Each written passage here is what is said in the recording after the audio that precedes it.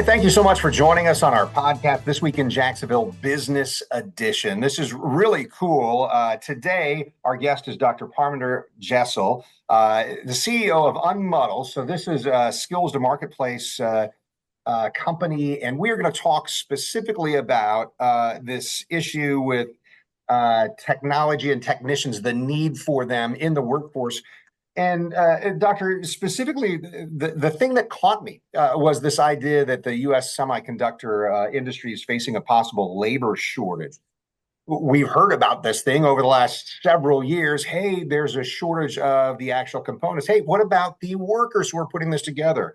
Let's talk about all of that. And by way of just starting, Dr. Jassal, why don't you just introduce yourself? Tell me about your expertise, and then we'll get going. Sure. So thanks for having me, Kent. Really excited about this.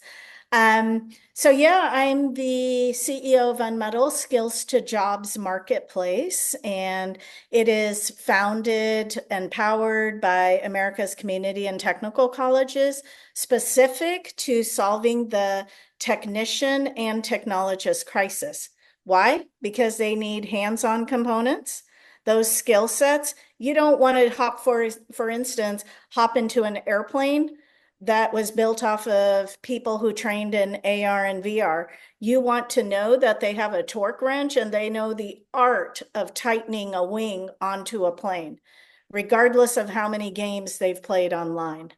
So that's what we do. We make sure that employers, companies across America, and semiconductor companies now, how to address the shortage for technician talent so that they can very quickly be contributing members to our economy. Yeah, and I think about just the training component, public, private education, doesn't matter. We come through the secondary schools, we do a trade school, or we do college, we get a degree, all of that. All of that changes as technology advances. And boy, we're just in this area where the technology of life is advancing so quickly. It seems like as a worker, somebody who's wanting to have great skills, I need to be on that, right? Yep, you absolutely do, especially when you start looking at skill sets. You start thinking about, as a parent or grandparent, what about STEM? What does all this have to do with it? It's really disconnected out there for individuals. They hear STEM, STEM, STEM, go get a degree, degree, degree. Right. And then, oh, but engineers take 5 years. People can't get into engineering schools. What is going on? That's why we focus on the skills to jobs piece of this, very specifically, kind of reverse engineering back from a role so that it's very clear how to build your skill set. A technician skill set, it's a 4-part skill set. It's really tough to be able to understand what it is that you're going to need for these 4 parts. And it's essentially a blend of technical knowledge that's rooted in science, mechanical, electrical, software engineering, hands-on skills like fabrication, clean room protocols, analytical problem solving, QA, troubleshooting, and then lastly, people skills. You've got to be able to work with others, even though you're working on robots. And maybe you might be even commanding robots. So, So yeah, Dr. Duffy, yeah, this is really interesting because you just laid out a bunch of different factors there that go into this. I think one of the things in just researching, getting ready for the interview, that caught my attention was the possibility that by 2032, I'm reading here, there's a projected 160,000 new job openings in just these next 7 or 8 years. That means that there's a lot of training that has to happen between now and then in order to have that workforce filled. yeah, you're absolutely right, Kent. And when you start getting into like, what is the makeup of all those job openings? Well, you do have your, hey, I always dreamed about becoming an engineer, and I always dreamed about becoming an a researcher and becoming the expert and the inventor and discoverer or something. But people don't dream about becoming a technician. And yet anywhere from 33 to 30 or to 50% are technician roles. What the heck is a technician? That's real. It's the most misunderstood because it's the emergent layer of the workforce that nobody knows about. So like in renewable energy, let's say, a technician is somebody who's focusing on using semiconductors to create solar cells, the most efficient and long-lasting solar cell. What does a technician do if they are in the gaming industry? That technician is taking the semiconductor that, is produced by Intel or Taiwan Semiconductor Manufacturing Company or TI, Texas Instruments, or one of the many others, takes that, and then NVIDIA embeds the artificial intelligence in it to run gaming even faster. So you don't have clunky graphics. Those are graphic processing units driven off of AI. Or so that you can actually do all the calculations for AI to be able to move it, you need tensor processing units. So you can quickly process the information. So when you get into that role of a technician becomes really crucial so that it's not just the jobs that are producing or fabricating semiconductors, but that entire industry that's driven off of it. Like I just gave you a couple examples in solar and in gaming. Think about healthcare, the MRI machines, the CT scans, the first step in any healthcare, go get a scan. Well, who's going to fix those machines? Who's going to Yeah. know how the semiconductor works? It's Yeah. huge. The Please, shortfall. we need somebody to make sure that those machines are operating. And you touched on something that hits home with me. I know as like a high schooler, boy, I didn't really like math. Why do I need math anyway? And then I realized, oh boy, if I love sports and I want to calculate an earned run average, I'm going to need to know how to do some math. I think what you're getting at, and what I'm getting at is when you understand as a technician what the end result will be, the impact you can have in those industries, that's got to make it exciting for a lot of people who otherwise would say, well, I wasn't sure that I was going to be interested in that. That's, I love that perspective, Kent. That is exactly right. And I think thinking about it, so one of the things that we're really excited about is this national conversation around techs of tomorrow. With community and technical colleges across the nation, we host these conversations. So number one, folks can understand, what does a technician do? What's the skill set required, similar to this, and how do you apply that skill set to a particular area of interest? Well, you don't need to know the world like calculus and high-level algebra to enter the field. What you need to understand are some basics that then you can stack on and add certifications and other things as you move forward. So you don't have to repeat the same high school process, or if you dropped out of college because of lack of interest, you know, you don't have to go through that anymore. You can go direct from skills to jobs in these technician roles, and a minimum 55K job is family sustaining at the end of it.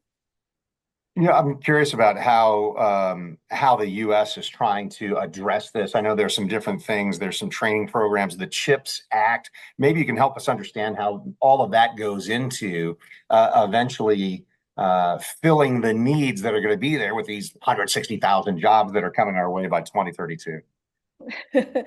Yeah, that's a lot. So the CHIPS Act, it's about 2 years old now, and it was a $39 billion investment into the semiconductor industry in the United States.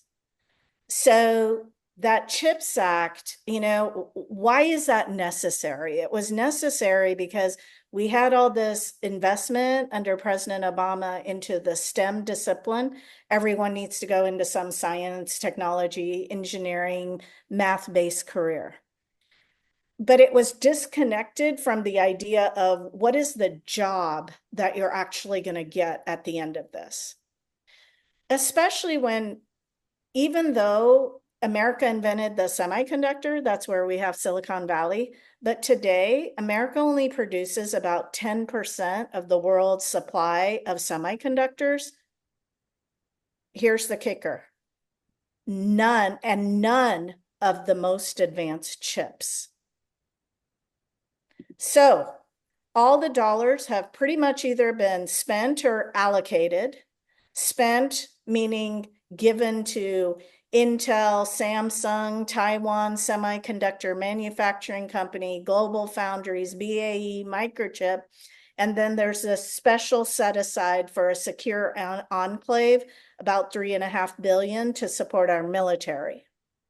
Because we need to be controlling those semiconductor and what goes in it, because otherwise our economy is going to start lagging if we don't have the latest.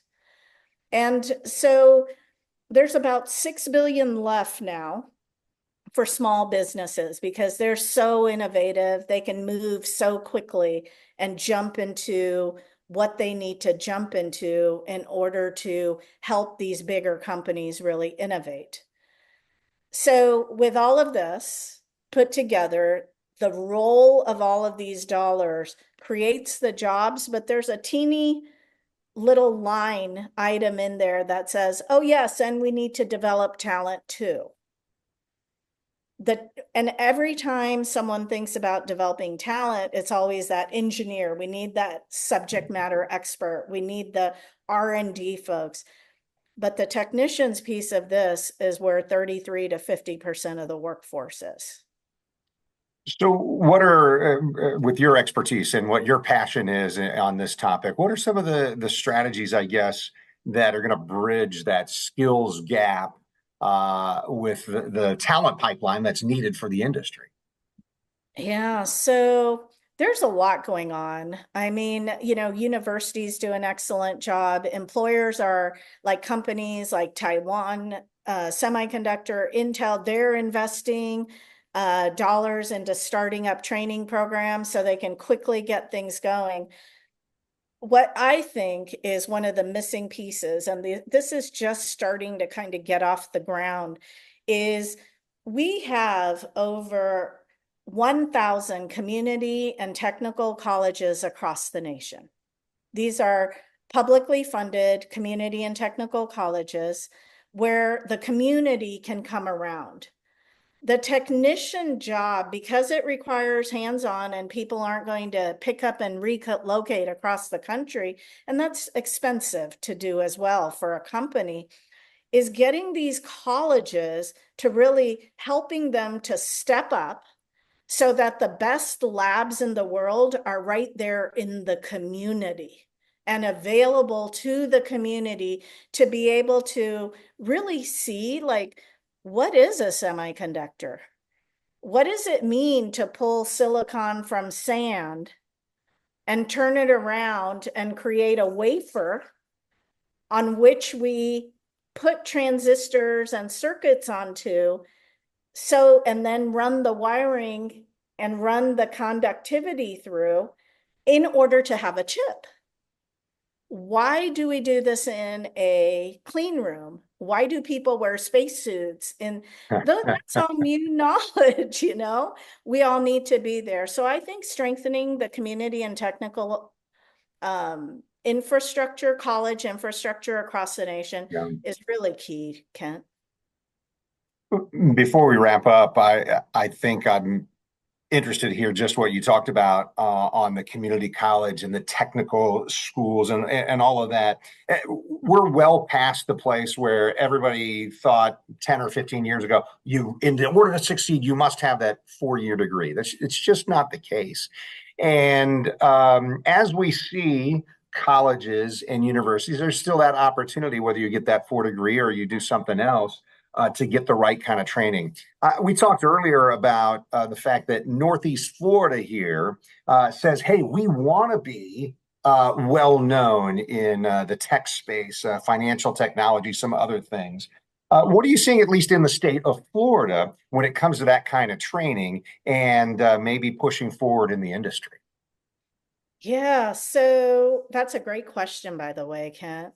In the state of Florida, the community and technical college sector is very strong. Now, there is the issue that in Florida, there isn't a heavy amount of semiconductor activity, but bottom line, that doesn't matter. Why it doesn't matter is because when you start looking at the talent shortfall and where the jobs are going to come from, it is from industries that use semiconductors. So as we discussed earlier, solar, renewable energy, healthcare, automotive. Florida has industry, so there's no issue there. So being able to train for those jobs at the technician level, I do want to say one thing, that engineers are extremely important and critical and key. So I am not pushing back on engineers and engineering degrees. This layer of the workforce for technicians is a great stair step to get into those roles. There's a big connection. And so in Florida, it's pretty easy to get into some of those programs across the entire state to be able to get into these minimum 55 family, paying jobs. What's your advice to somebody who's listening to the podcast? They're watching for the first time. This is all coming. Hey, maybe I'm interested. What are next steps for someone who this has ignited something in them? This has caught the spark and lit a little flame here. What do they do next? Oh, wow. What they can do next, very simple.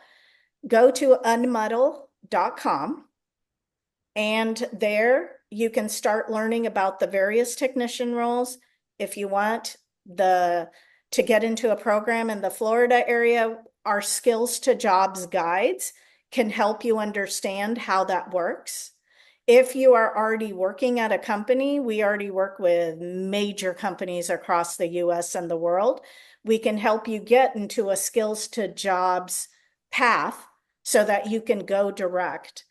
The college system and the state system there is so strong. You could even go direct to them and start finding your own way. But you can call Unmuddle. You can chat Unmuddle. So go to unmuddle.com. It's quick.